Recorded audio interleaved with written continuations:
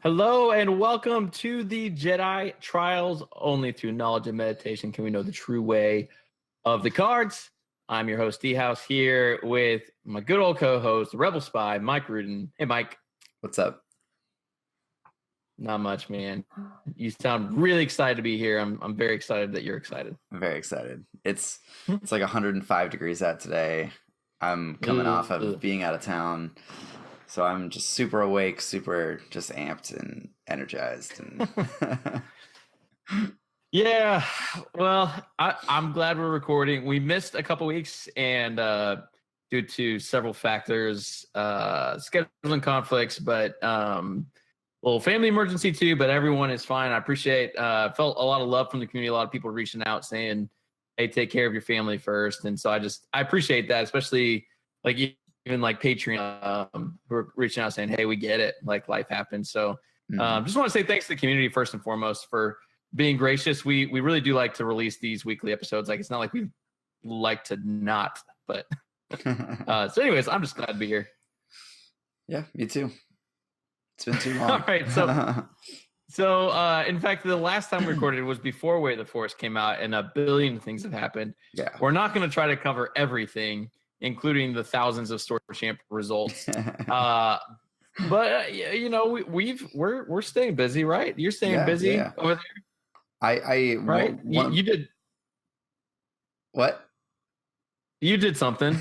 You went somewhere. I did go somewhere. I went to a Galactic Qualifiers a few weeks ago, 3 weeks ago. And it was fun. The Anime Expo was the event that it was held at, and that was a mess. The worst, most dysfunctional convention I've ever been to in my entire life. I will never go back. Yeah. No joke. Like, I don't care if there's Destiny there next year. I will not go. Yeah. It was, like over 100 degrees outside, and they were having us wait in line outside to get into the hall. Like, when the whole convention was open, it was just the hall for like the gaming and stuff wasn't open. And so they had us waiting outside in a line in the heat, like in the sun, when they had like a ton of space in the shade for people to wait. It was just really stupid. Wow. But somehow I made it to all 4 days and played very mediocre, except for one of the days where I went 4-1 with Mill. No, 5-1 with Mill. Yeah. So apparently that's just all I can play. Yeah. Was that standard trilogy? Which one was that? That was the trilogy event. And so and you ran what?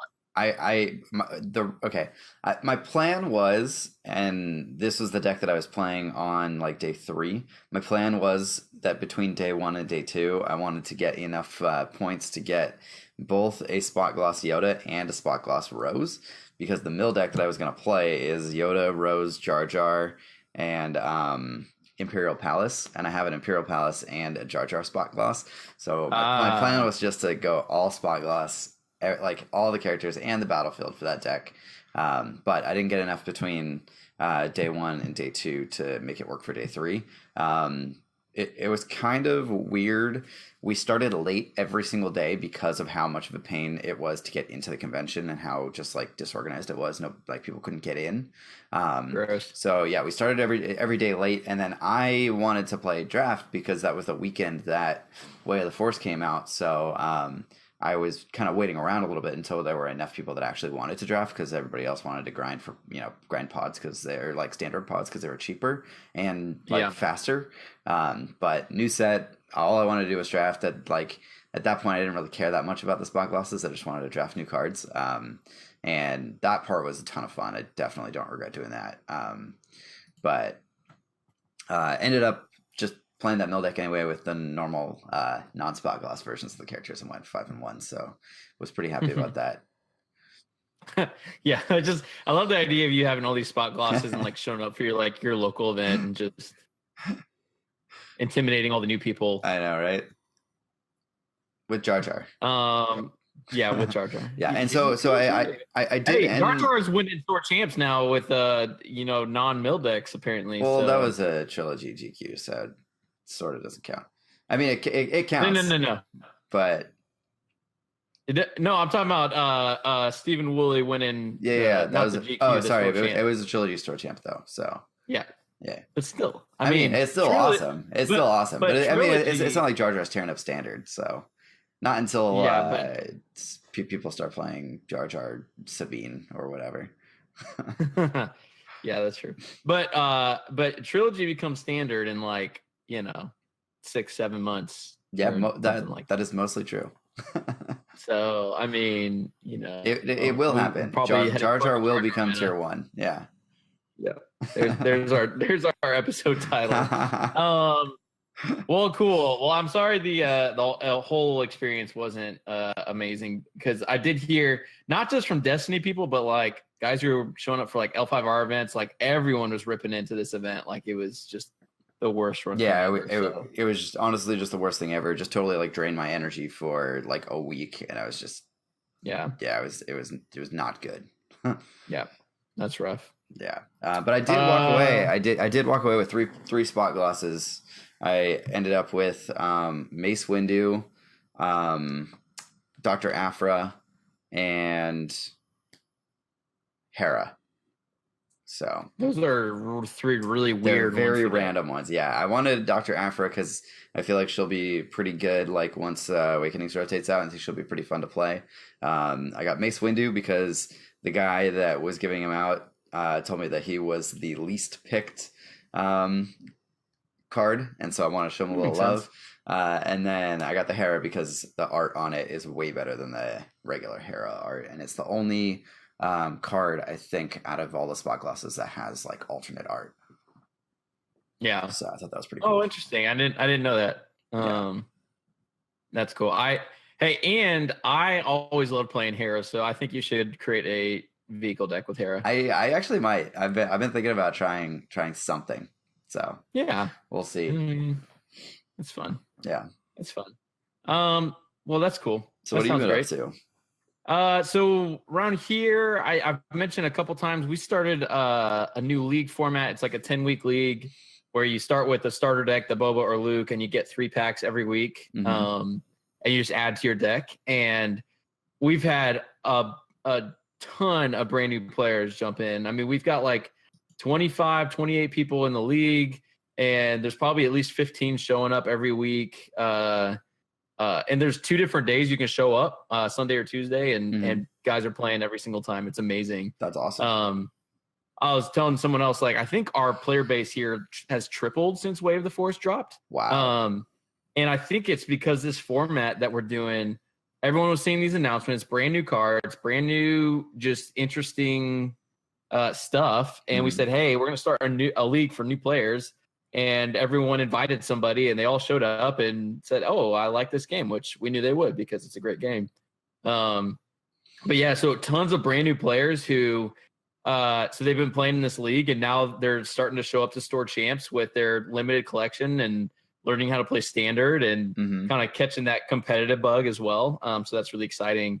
And so I think I've been thinking about, like, I think the key for some of you out there whose meta has gone stale or have lost people, I think there's something maybe you can learn from our experience. And I don't take any credit because it was not my idea. But when a new set drops, starting a brand new player league with very simple rules and buy-in, I don't know. I think there's something there. So probably next time a set's about to drop in November, we'll probably do an episode or something about it just to talk a little bit more about it. But awesome. If anyone had questions, of course, reach out. It's been a lot of fun.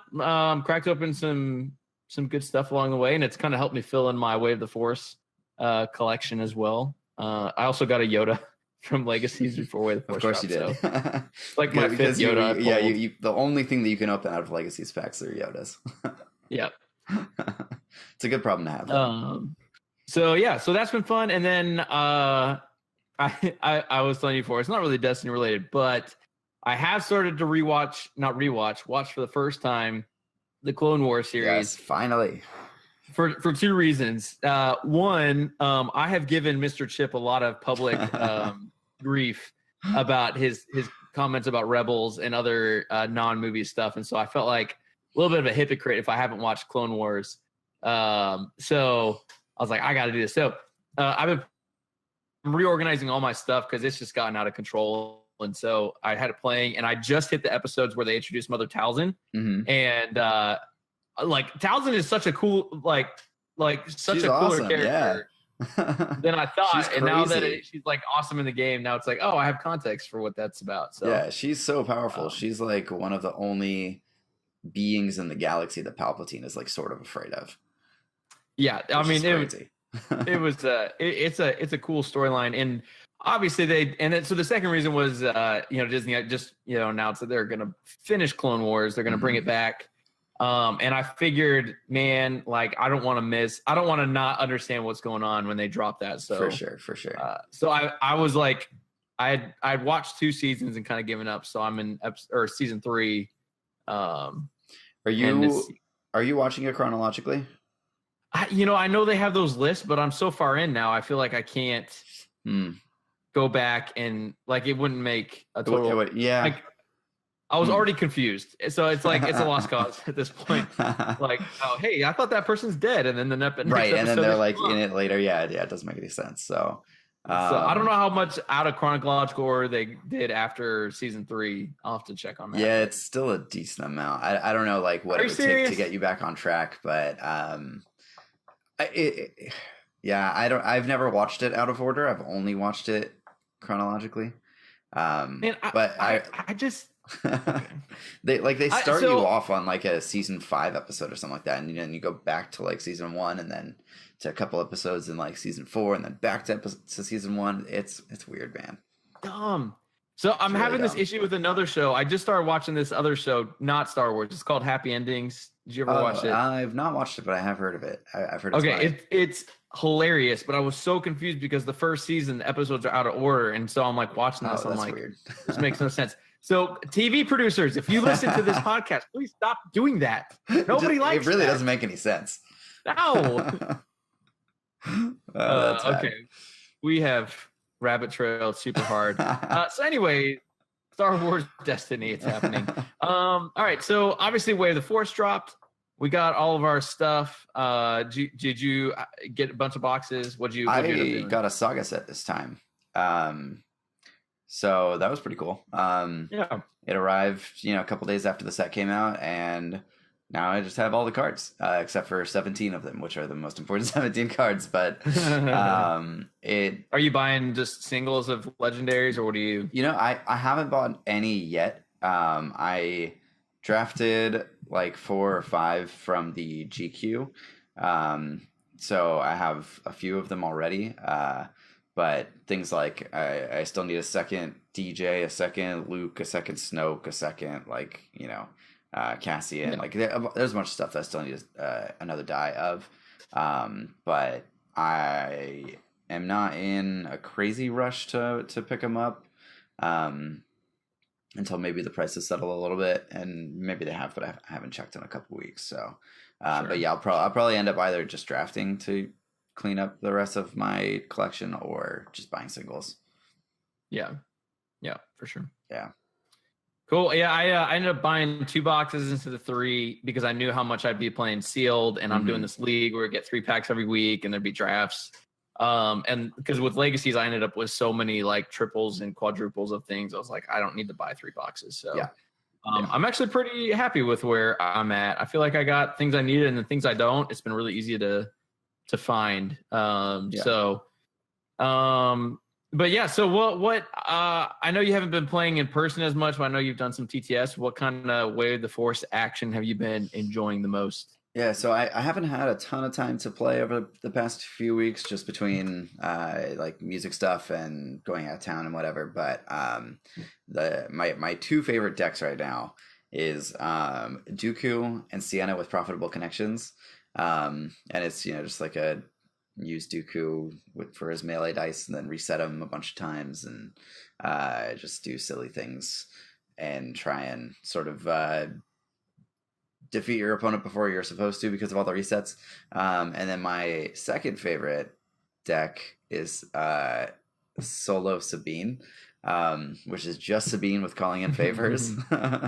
And it's a bit of a dangerous deck to play because, like, yes, you only have 11 total health.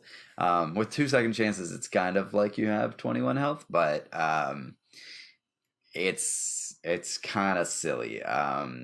Like calling in favors lets you play, hyperspace jump for one. It lets you play never tell me the odds for one.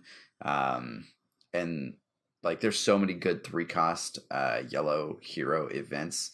My favorite card in that entire deck is Tenacity, which is if you have fewer characters in play than your opponent, you get to exhaust one of their characters. So like you draw that like round one, and for one resource you just get to exhaust one of their characters, because like unless you're playing against like a Palpatine, they only have they have more characters than you. So it is almost always live, which is crazy. Feels really really busted. So because you're playing one cost reversals, one cost into the crosshairs. I mean, I know we talked about there's a level which like you can't play all three. Yeah, cost of it. Yeah, exactly. And I haven't totally found that balance yet. But yeah, it's like what is the optimal number of 3-cost events to be able to guarantee that you have one in every hand, but not so many that like you can't play, like that you can only play one card in your hand or like 2 cards in your hand. So it's tricky. Yeah. So Sabine gets the Nerf hammer, gets increased by a point, and it's like it doesn't matter because at our local store champs, Sabine Rebel Trooper got second at our store champ this weekend. Nice. It's just funny, man. Yeah, I mean, like Sabine wasn't too good because she could be paired with a 10-cost character. Like she is too good because of her ability. So increasing her point cost kind of does nothing. Yeah. I on TTS I have built Elite Yoda 1-die Sabine with all the thermal weapons just to do something. Do Sabine the way I think they thought she'd be played, and then and actually just cycle thermals and play ammo belt, that weird card that's never been played. You know what I thought of that could like just straight up fix the problem? That would be super easy. You literally just have to change one word on her card. It would be before you activate this character, you may move a weapon from your discard pile onto her. That's it. Because when you move it and you don't play it, you wouldn't get the ambush, and every single other thing would stay the same. Yeah. Are there any other move effects from discard though? I don't think yet, but I don't think that like is something that would break other things. Yeah, I could just see there's cards that move upgrades from a character to a character. So I don't see why you couldn't move it from the discard pile to a character. Or just take out play a weapon, just say play a thermal weapon from your that would fix it as well, yeah. It's like player, I mean, our dice are already like great. Why do we need to? Yeah, I don't know, but I feel like there will be much rejoicing in the streets when she rotates, when Awakening Cycle rotates out. I cannot wait. I can't wait. The game's gonna get so much better. It is. Everybody around here wants to play Trilogy. They're like, when can we schedule a Trilogy tournament? We want to play Trilogies. We want to play Trilogies. Like even just side games at the local store, Trilogies. And with all these brand new players jumping in that only own Legacies and Way of the Force, it makes a lot more sense for them. Mm-hmm. Yeah. But yeah, so you posted that Solo Sabine article, and you almost broke the internet Kim Kardashian style. I was really surprised at how much traction that got. Yeah, I posted a video about it, and then I put the deck list up on SWDB because I put all the deck lists that I make videos of on SWDB, and people really enjoyed it and also really hated it. Yeah, it was like the most polarizing thing. Like some people were like, "That's amazing." Like, are you freaking kidding me? Like. Yeah. Here we go. I got comments from like, thanks for for showing me that Sabine's not dead, to this is why we can't have nice things, and like Sabine is a cancer. You suck for playing her. Yeah. You broke destiny, Mike. You broke destiny. Yeah, that's crazy, man. That's so. So I know Bobby Sapphire, Mike Gem said he would do something awesome for you if you played it at Gen Con, but sadly you're not going to Gen Con. Yeah, sadly I'm not going to Gen Con because I would 1000% take him up on it. Not necessarily because I think I could do well, but just because I'm always down for a challenge, and because I would rather play something funny than play well. But I guess that's a personal problem. Yeah. So yeah, I'm not going to Gen Con either. I was supposed to be in California for a work trip, and then that got canceled, and now it's like, well, it's too late. And now you're just gonna be in California to have fun, hang out with me. I wish, man. That's what I was looking forward to coming, so we could actually like meet up and play some games. But, yeah. So yeah. Anyways.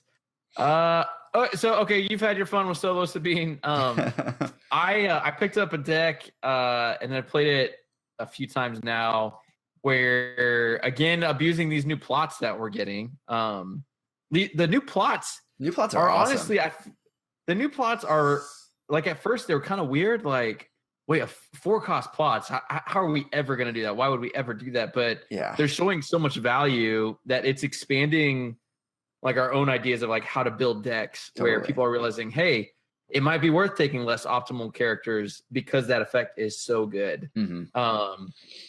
So I was talking to someone today, like, it's not just that we got a new set with all these brand new characters and all these different iterations of combinations that we can do. It's that we also got these plots that change some of the fundamentals of how we build certain decks. So if, like, you know, when Elite Rose 2 Jetta Partisan with long-term plan wins a store championship, everyone's like, wait, what? Yeah, that plot's good? And Rose and a couple Partisans? What? Like, it's crazy. So one of those plots I've been playing with I've been playing with Calling in Favors. I have this Afro deck, which I recorded one game on our Jedi Trials YouTube channel that I'm not going to spoil it. Just go watch it. It was really entertaining. It's pretty crazy. Really crazy sequence of events there. But I've been playing with Built to Last, which originally I kind of wrote off as profitable connections is good enough. Like, why do we need this? But I don't know. I got to give credit where credit's due. I saw Matt Cousinau or Cousinau. I don't know how to say his last name. But he posted on the database this Elite Ayla, Elite Kanan Built to Last deck, specifically with Master of the Council. Now, Mike, sounds fun. You ever played Master of the Council? No. Okay. I don't think so. Well, let me tell you how great Master of the Council is in Built to Last. Let's number one, not only do you get to essentially play it for 3 instead of 4, but it also now has redeploy, which was the initial problem with it in the first place. Yeah. You've got +3 and +4 on there, which are fantastic sides for guard. When you roll at that +4 and you have no base damage and you're take away 4 dice, it's amazing. Seems good. But also just like, it's, I don't know, just insane value. When you hit the specials and you have the money and you can Ayla special into Master of the Council special, it's just great. It's just great. So anyway, so I took his list and I kind of modified it to kind of my liking. Essentially did almost the exact same event suite as Ray Ayla that I used at Worlds, and then but all the upgrades and are a little different, are mostly different because it's all basically all unique. Yeah. Except for Force Illusion, and then added Hone Skills, because I think Hone Skills that card is sweet.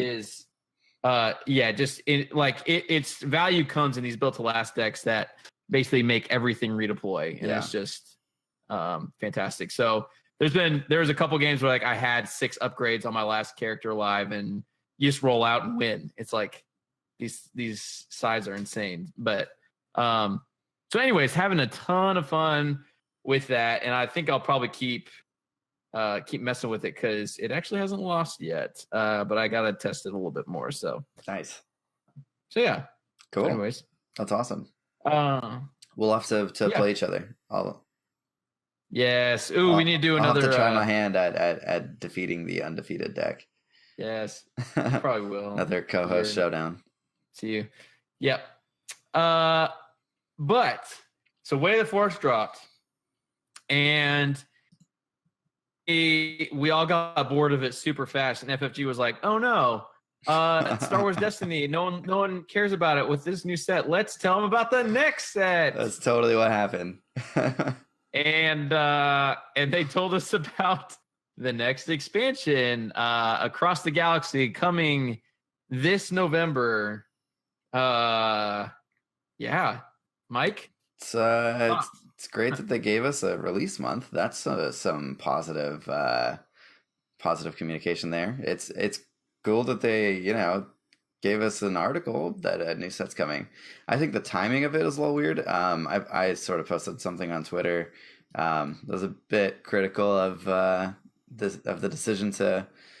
Sounded like an angry mob, Mike. I was just sort of being critical of the decision to post this kind of now, like 2 weeks after a brand new set just came out, with spoilers. I think that if there weren't any spoilers in the article and it was just like, hey, Across the Galaxy is going to kind of be about this and it's coming out in November, like we've got stuff coming, and like get excited, like we've got your back. Like we know that the last set came out late, but this next set still coming out this year. Just want to let you guys know. But we also got a bunch of cards, and so very quickly, the conversation turned to these new cards as opposed to the new cards that had just come out 2 weeks ago. And so now we're gonna have to make TTS rooms that say like no Across the Galaxy cards or whatever, which is fine, but it was just very odd timing in my opinion.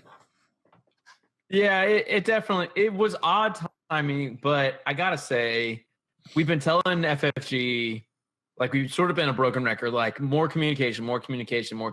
Please just tell us anything. See, well, okay, I disagree there. I think it's better communication, not necessarily just more communication. And like, more is part of it, but like communicate better. Like, yes, I think that at least that's the message that I've been trying to get. Yeah, across. I think you've been saying that. I think everyone else has been saying just more. Just give us something.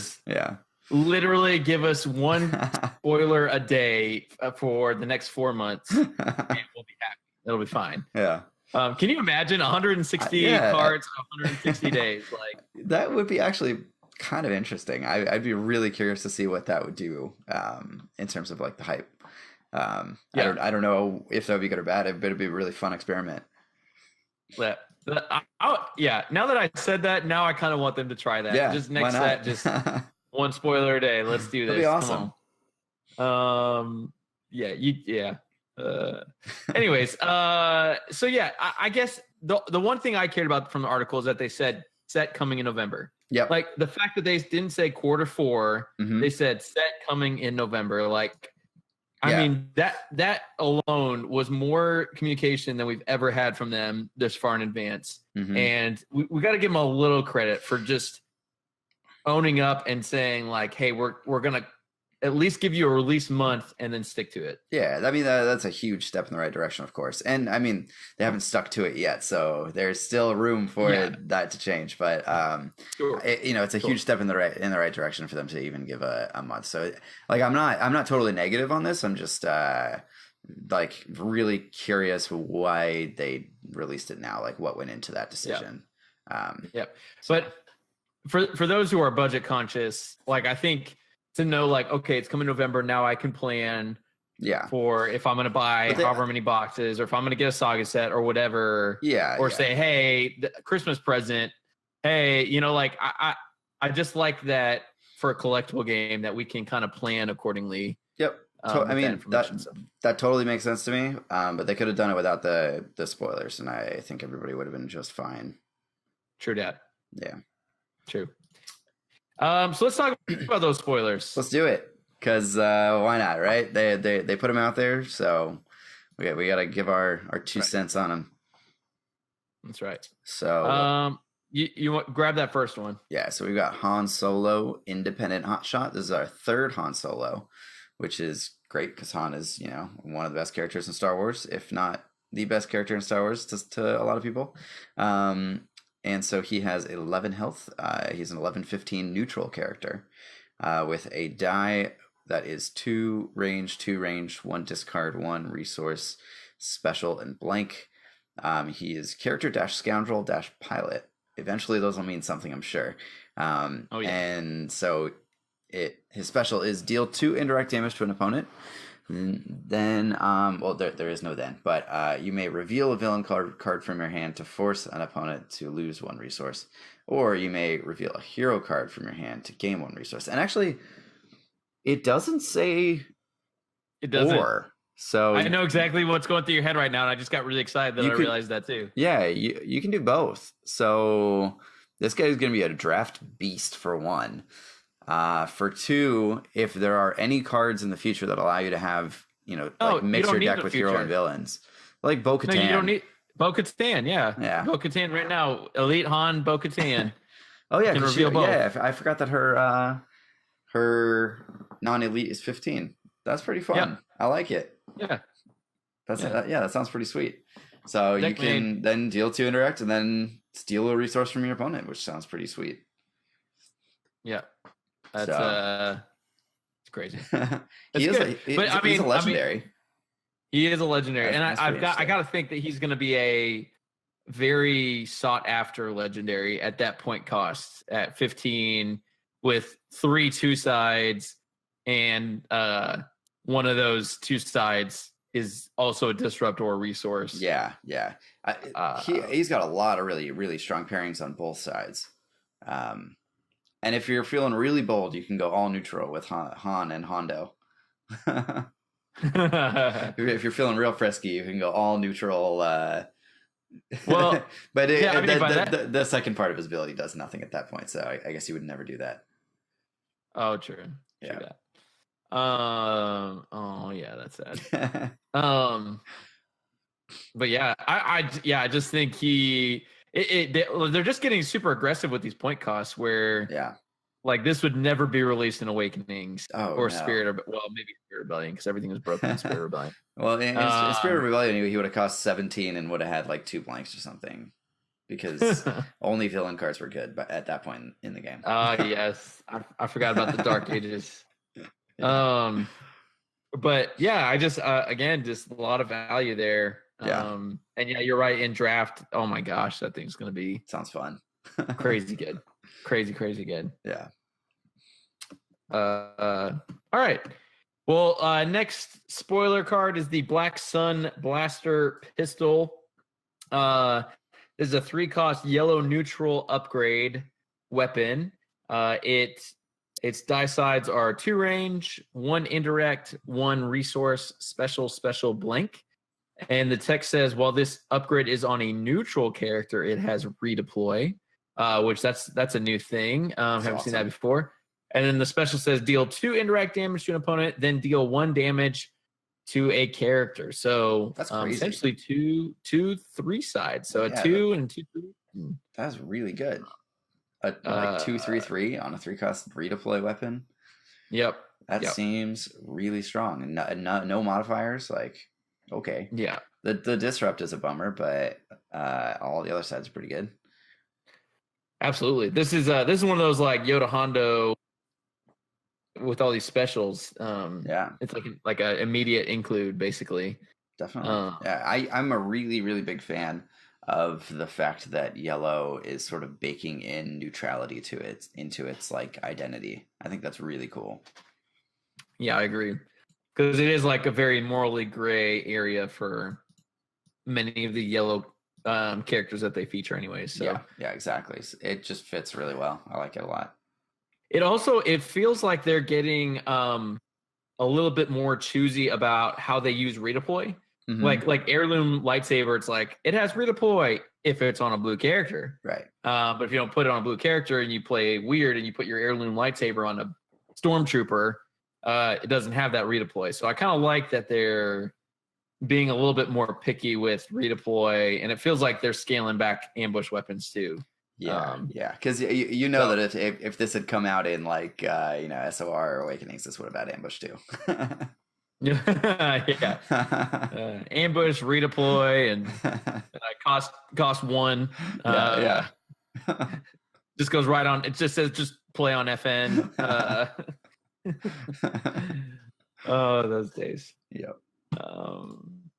Yeah. So yeah, I think it's cool. Cool. So speaking of yellow and neutral being part of its identity, the next card is called Indifferent, and it's just a 1-cost neutral event that says spot a neutral character to remove a die.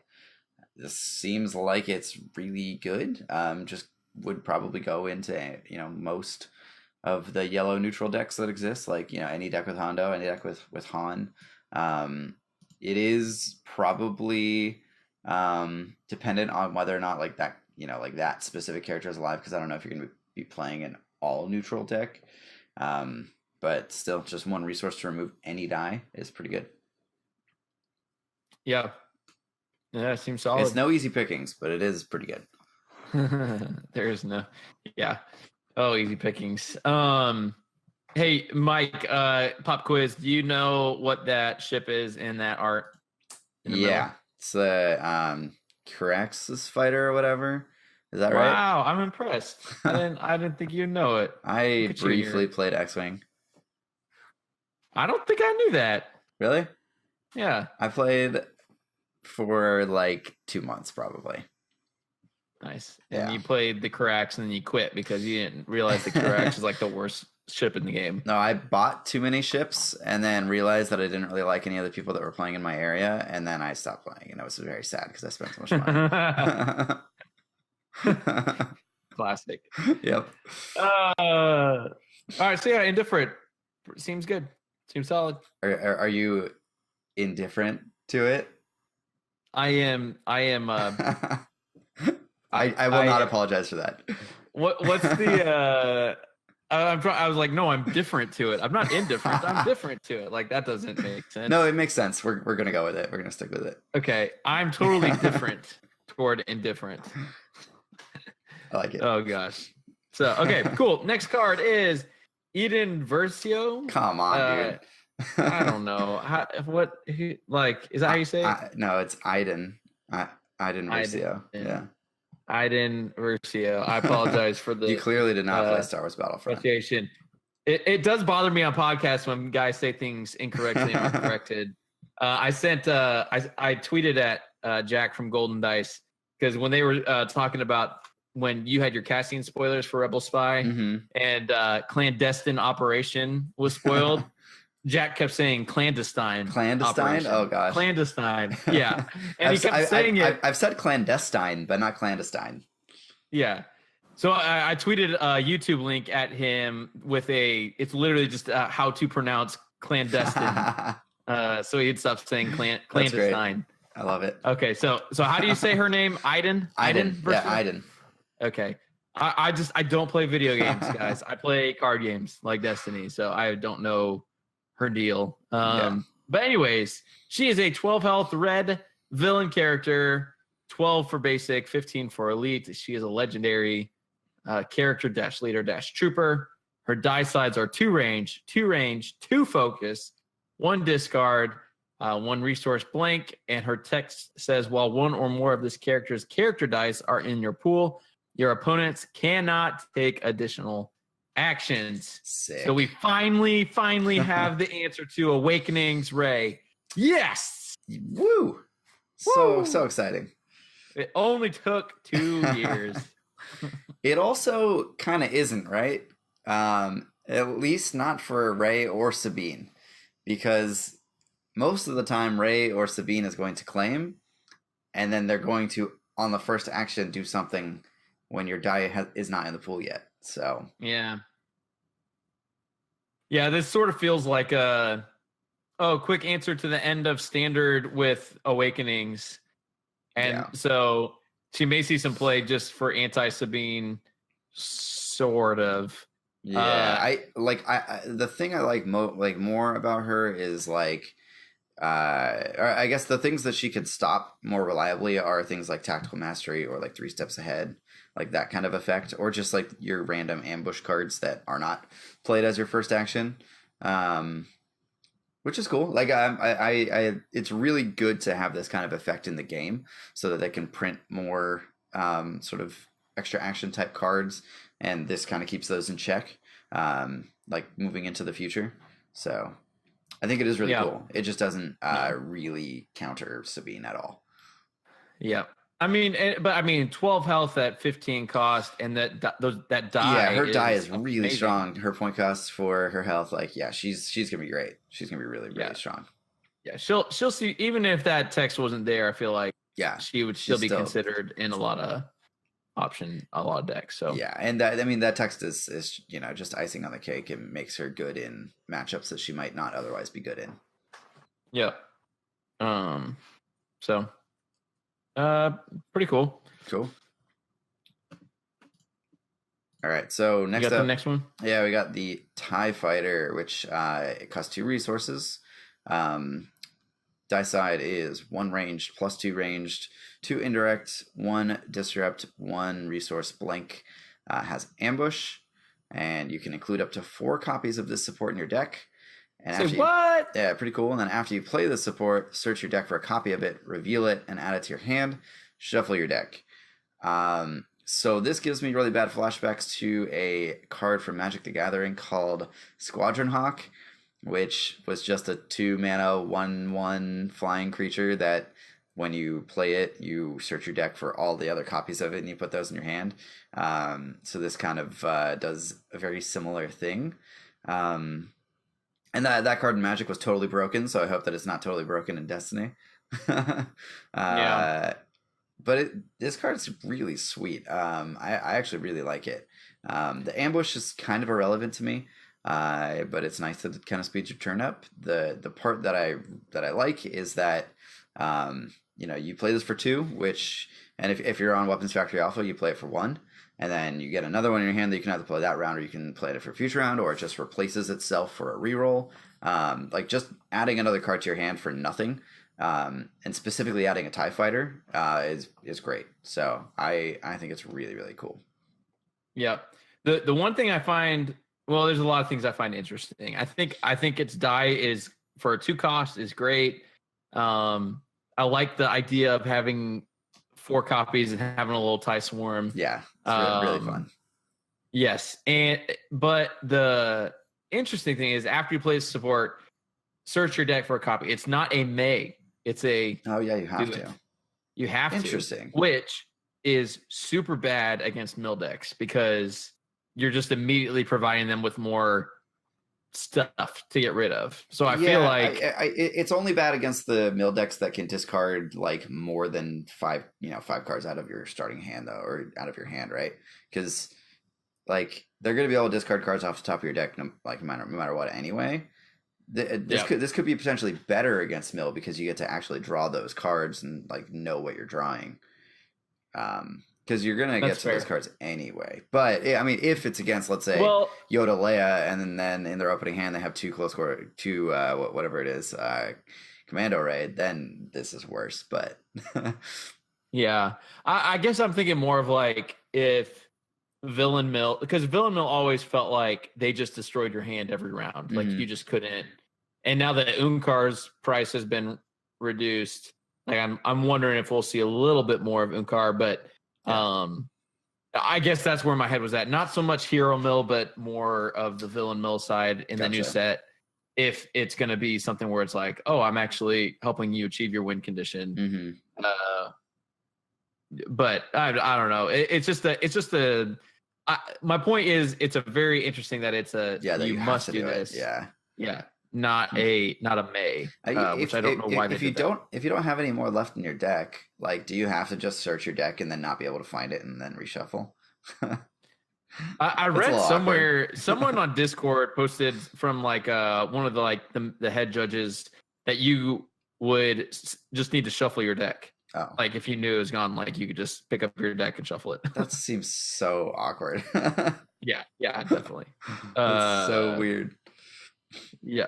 So okay. We'll see, but this thing's gonna be like real fun. I think also it's just good value in draft and limited. I think it's gonna be just as a 2-cost vehicle that just sits out there no matter what. It's pretty cool. If you could pull multiples of these in draft, I think it's really, really insane. Because being able to guarantee a die card in your hand when you don't have that many die cards in general is really, really strong. So I think that'll be and a 2-cost die, too. Yeah. So I feel like you can get those like repeating blasters and vibro swords, but it's always hard to play them without the resources there. For sure. So that's pretty cool. Cool. All right. So speaking of vehicles, kind of new thing coming into the game. Yeah. It is the triple laser turret. So we've already made a couple X-Wing references. I'm going to make another one. But for those who play X-Wing, TLT is coming to Destiny, people. The TLT is here. For those, again, so TLT is a very oppressive upgrade in X-Wing that people, it was like one of those polarizing things where they're like, why'd they ever make this? Why'd they release it and ruined X-Wing? And now X-Wing has a second edition. So when I saw that TLT is coming to Destiny, I texted a couple X-Wing guys that play X-Wing. I'm like, yes, now they can do the same thing to Destiny.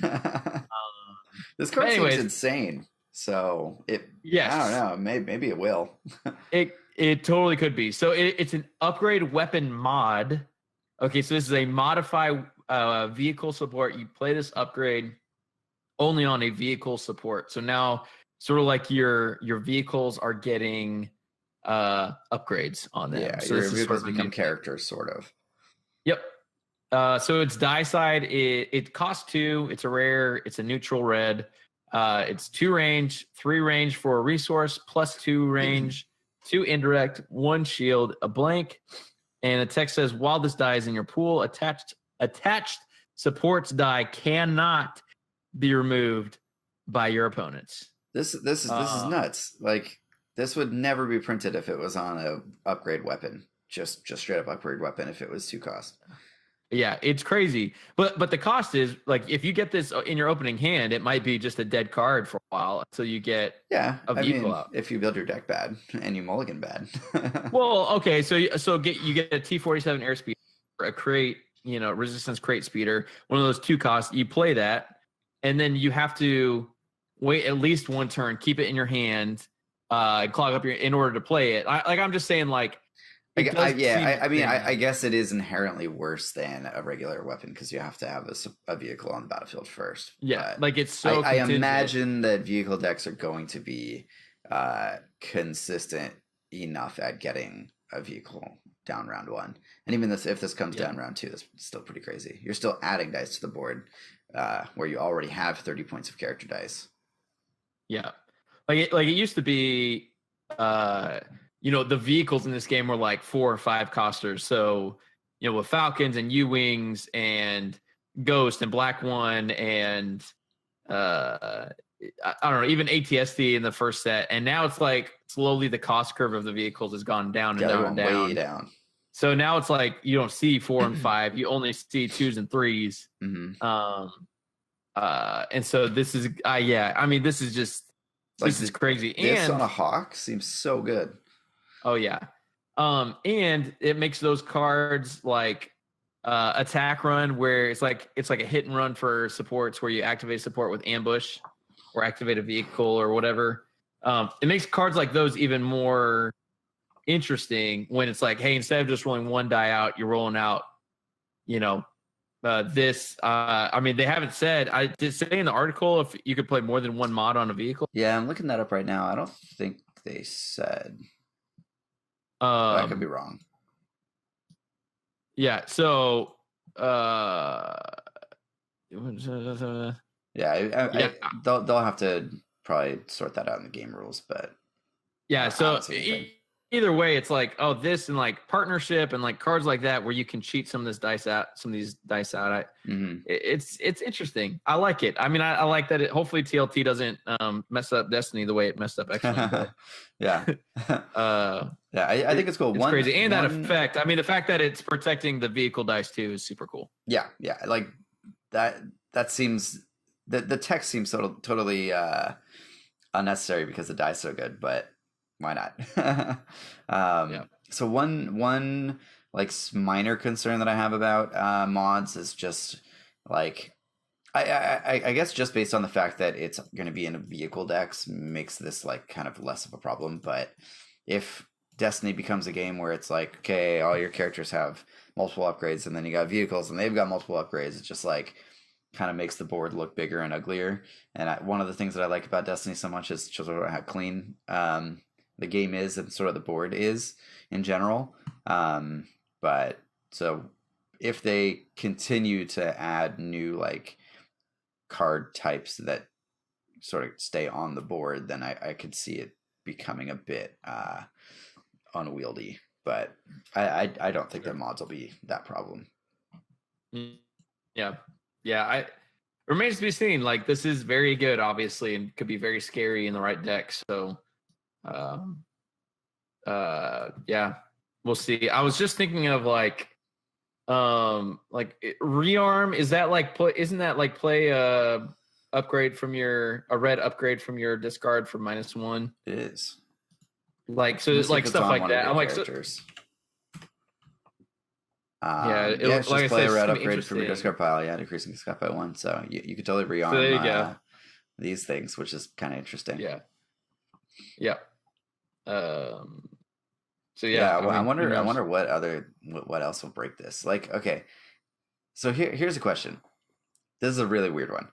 If you're playing a deck with built to last, and at some point they release a unique upgrade mod, like a unique weapon mod, would it redeploy like onto another vehicle?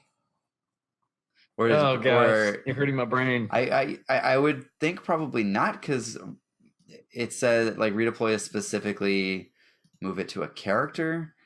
I guess I don't know the rules on redeploy well enough. It's like if your character is defeated, then it moves to another character. If like so yeah, that's probably what it is, and it doesn't work. But it'd be kind of funny if it did.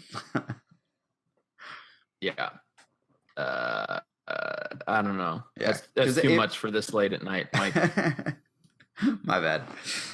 One thing I will say is that I think cards like Vandalize and cards that can get rid of supports get a lot better when your opponent's strategy is to sink a ton of resources into one support that's holding all these upgrades. So I'm sure we'll see those cards kind of come to the forefront at some point if mods are good. It's going to turn into Vandalize and rocket launcher meta. Yeah, ATST also. Because remember, rocket launcher, that special discards a vehicle. People, watch out! It does. Coming. All right, let's hit that next one. All right, we got Kit Fisto, Shicho Master. He is a 13, 16, 11 health Jedi. His die is 1 melee, 2 melee, 3 melee for a resource, 2 focus, 1 resource blank. Before this character takes damage, you may remove one of his character or upgrade dice showing melee damage to block damage equal to the value showing on that die. So he seems pretty cool. His die is really good. He can stay alive pretty well. I don't really see any downsides. The 11 health for a 13-16 is kind of under the curve at the moment, but like every round you could potentially prevent up to 6 damage, which seems kind of insane. Yeah, it seems really good. And I mean, just having a 3 melee side on a character that costs less than 20, or I guess 19 would be Obi-Wan. It's pretty big. It seems pretty good when cards like Guard exist.